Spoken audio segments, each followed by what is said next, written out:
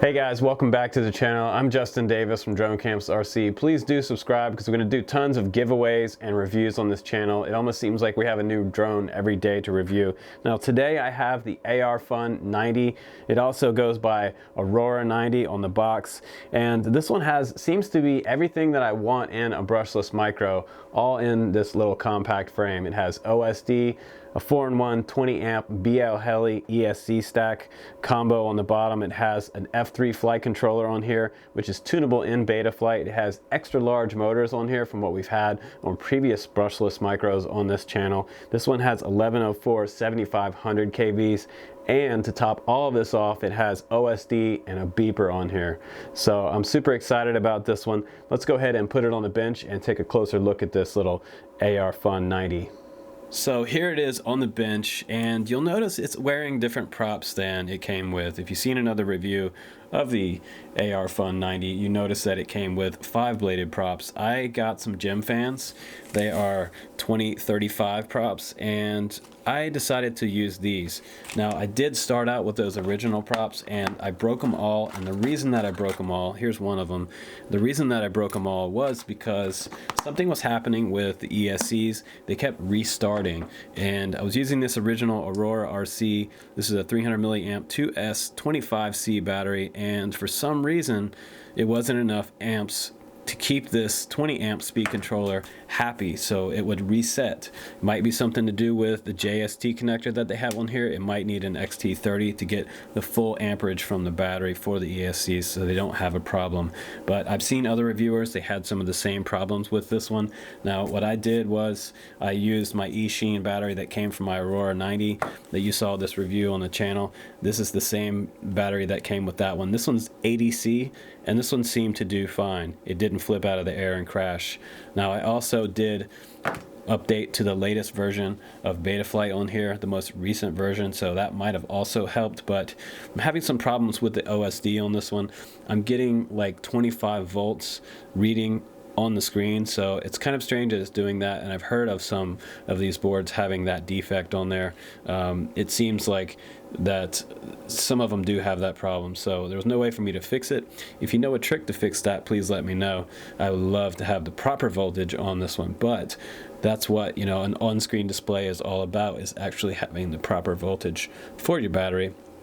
But I do have a low voltage beeper on here, so not the end of the world.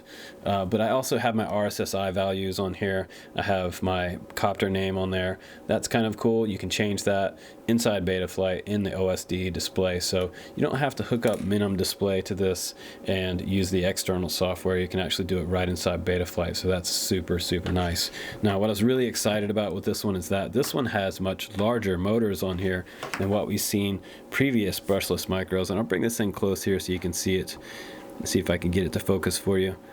And that's an 1104 7500 kV motor, so this one is quite powerful in the punch out. It really has a nice punch out on here. 20 amp BLHeli Escs also. That's an amazing amount of ESC for a brushless micro, the most I've seen so far. Now the camera, it does say it's a 600 TVL camera on here. It also has an extra button on here that you can flip the screen up and down, and that's kind of nice. We'll give you a little side view. And this frame looks very similar to another frame I've seen out there called the Chopsticks, and I believe it's very similar to his design. It's called Tomo Quads. Now this carbon frame is actually pretty thick. It is 3K carbon fiber, and this top plate, let's just measure that real quick for you guys.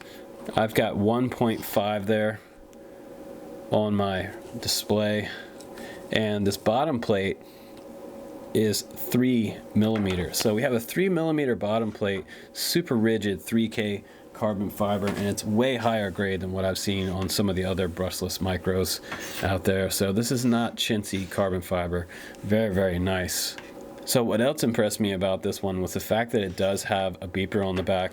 If you look back here, see that little black box right there? This is your beeper, and there's also an LED really close to this beeper. Now, it's nice that it has a beeper because this is so small that when you crash it in the grass, it's almost impossible to find it. Or if you crash in a series of trees and you have no idea where it went down because you were watching your goggles, that's really nice to have this little beeper on there. Now, the battery that came with it was that 300 milliamp, and that seems to be the right size for it. So if I could find a 300 milliamp 2S that was 80C or maybe 60C or higher, that would probably be great. The 450 just seems to be a little bit heavy and a little bit large for this quad, in my opinion. Now let's go ahead and compare it to some other popular brushless micros out there on the market right now.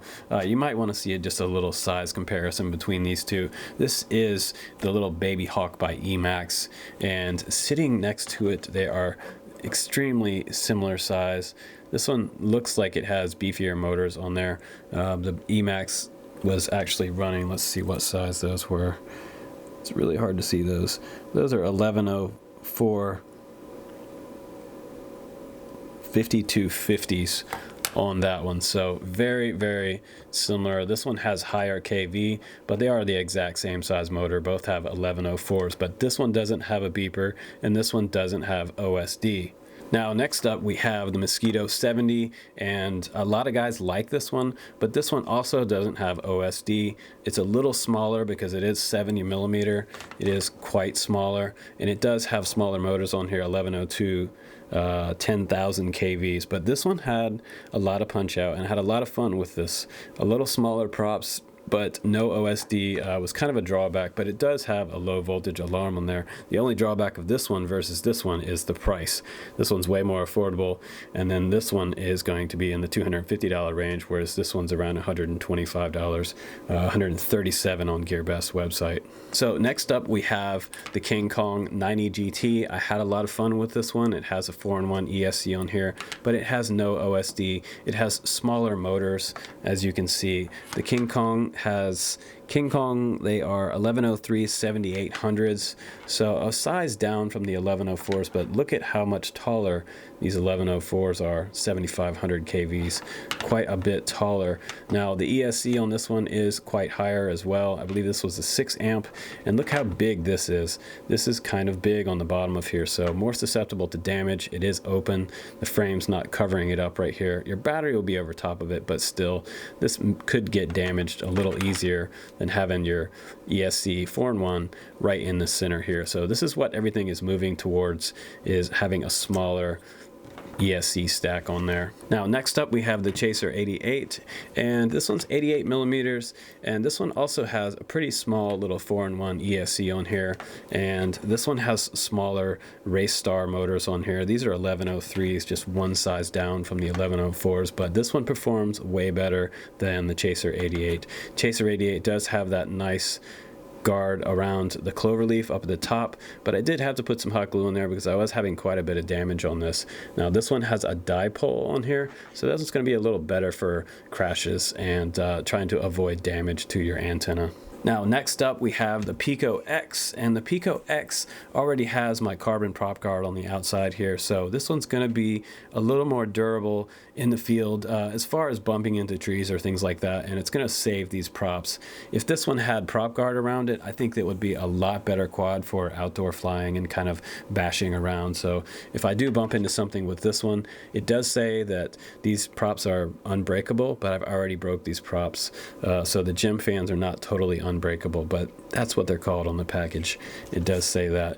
But this is a very nice quad in comparison, but this one does not have OSD on there, and it's running the same size battery. You can do 2S 300 milliamp. That's probably just about perfect, and I didn't have any issues with this one whatsoever. So this one is a very good competitor to the AR Fun 90. Now, last but not least, we have a little brushed micro here. This was one of the original SP maker.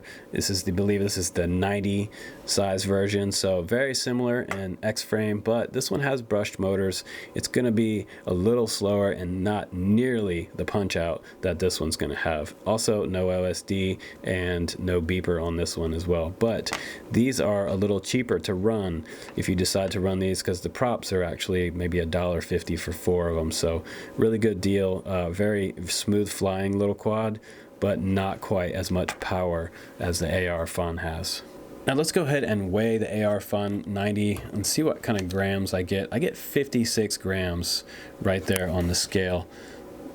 If you can see that there, 56 grams. That's super lightweight. Now the battery that comes with it, I will put that on the scale as well, so you guys can see what it weighs with the battery. The total takeoff weight is 75 grams, super lightweight. Now let's put that little Eachine 450 on there and see what I get. So 89 grams total takeoff weight with the Eachine battery that works with it. So let's give some honest opinion and final thoughts about this quad before I end this review and we go flying. Now the carbon fiber on this quad is extremely nice. I do think that this is really nice carbon fiber, 3K carbon fiber, and it seems to have beveled edges on it as well. Some of the other reviewers might not have noticed that, but it's really rigid. It feels strong in my hands, and I don't think the arms are going to break at all on here. I did experiment with different props. The props that came with it weren't the greatest props, so I ordered some gem fans, and those are those 2035 props. You can get those on flexrc.com's website, and you can get a variety of different colors: blue, pink, purple. But I think that this is what I've been looking for. It has OSD on here, it has a beeper, and it has those 1104 motors on here that I think are really awesome. It has tons of punch out, and if this really is a 20 amp ESC on here, I can run 3S on this one. So later on I might switch this out to an XT30 and try it out on 3S, and I think it might be huge amounts of power on 3S. So this is going to be a lot of fun for spring and summer. Now, one of the other things that I had a problem with this one was the fact that the props came so close to the camera. I actually had to trim them back a little bit with a pair of nail clippers because I was hitting the camera with the original props that came with it. If this camera shifts or adjusts at all or moves at all, it's going to hit the props while you're flying. So that was one drawback. And the issue that I had with the original battery that came with it that was causing the ESC to reset, that was also another drawback. So you will need to get a higher C-rated battery, something like this Eachine 450 right here. This is that 80C battery. You can get those somewhere on the internet, Banggood or possibly GearBest. But overall, I'm pretty impressed with where we're headed with brushless micros. I think this is a really exciting direction, and I'm gonna say that I'm gonna keep this one, and I'm gonna keep flying it and experimenting with different props. And I'm probably gonna flash this board again to get back to the correct voltage. But let's go outside now and let's do some flying out in the field, and I can show you how awesome this little brushless micro is.